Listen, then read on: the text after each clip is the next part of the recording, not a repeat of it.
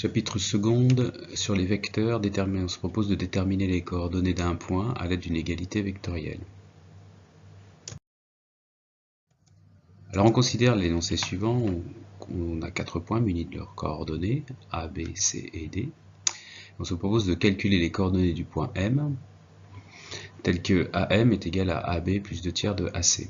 Alors on remarque tout de suite dans l'énoncé le terme calculer, le verbe calculer, ce qui signifie que les coordonnées du point M doivent être obtenues à l'aide d'un calcul ou la résolution d'une équation et non par un dessin.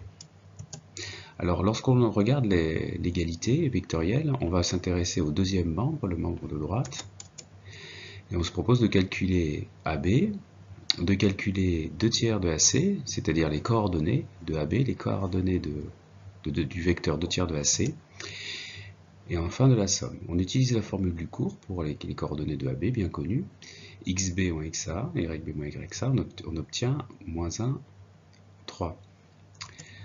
Pour calculer 2 tiers de AC, on calcule d'abord le vecteur AC, et enfin, on va ici multiplier par 2 tiers. Donc le vecteur AC a pour coordonnées moins 6, 0, et on va multiplier enfin ces coordonnées par le réel 2 tiers pour obtenir moins 4, 0. Reste à faire la somme de ces deux vecteurs. On fait la somme des coordonnées.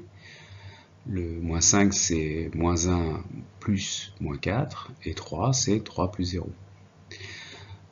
Ensuite on va regarder le membre de gauche de l'égalité vectorielle AM et on va exprimer AM en fonction des coordonnées de M. Alors ici on a changé XY en XM YN pour plus de clarté et on obtient avec la même formule du cours une expression du vecteur AM qu'on va simplifier un petit peu ici. Ici, xm moins 5, ym plus 2, moins 5 et moins 2 étant bien entendu les coordonnées du point A. Alors, on va reprendre l'égalité vectorielle. D'une part, on a AM qui est égal à xm moins 5, ym plus 2, et ensuite on a les coordonnées du vecteur AB plus 2 tiers de AC. Donc en fait, l'égalité vectorielle est équivalente à cette égalité de coordonnées. Et cette égalité de coordonnées, nous allons la traduire sous la forme d'un système d'équations. Puisque si deux vecteurs sont égaux, ils ont les mêmes coordonnées, et donc on va exprimer que en même temps, xm-5 est égal à 5, ici, l'égalité suivant x, et également l'égalité suivant la deuxième coordonnée, y, ym plus 2, est égal à 3. Et on remarque ici le terme équivaut à qui a été remplacé par ce symbole qui est le symbole de équivaut à.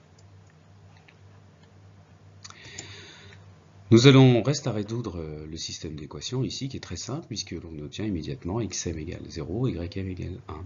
Une phrase de conclusion pour répondre à la question de l'énoncé, les coordonnées de M sont 0,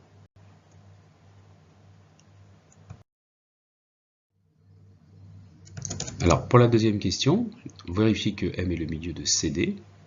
Alors on va calculer d'une part le milieu de CD à l'aide de la formule du cours, xc plus xd sur 2, yc plus yd sur 2. Donc on fait la moyenne des coordonnées des extrémités du segment CD.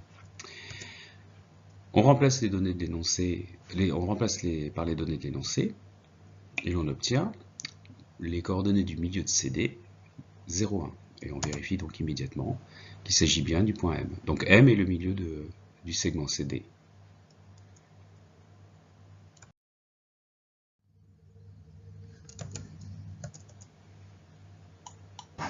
Donc on peut vérifier ce résultat à l'aide d'un graphique en plaçant les points A de coordonnées 5, moins 2, B, de coordonnées 4, 1, C, de coordonnées moins 1, moins 2. Le vecteur AB sera nommé ici U, ses coordonnées sont moins 1, 3. Également, le vecteur AC est nommé V, et W va être défini comme le produit de V par le réel de tiers. Et on va obtenir un vecteur VW que l'on va additionner, voici, que l'on va additionner à AB pour obtenir le point M. Donc le point M est défini par AM est défini par la somme de U plus 2 tiers de V. Et on constate que le point M a bien les coordonnées 0, 1. Néanmoins, ce dessin ne peut pas faire office de preuve, puisque dans l'énoncé, il est marqué calculer les coordonnées du point M, donc ces coordonnées doivent être obtenues par un calcul.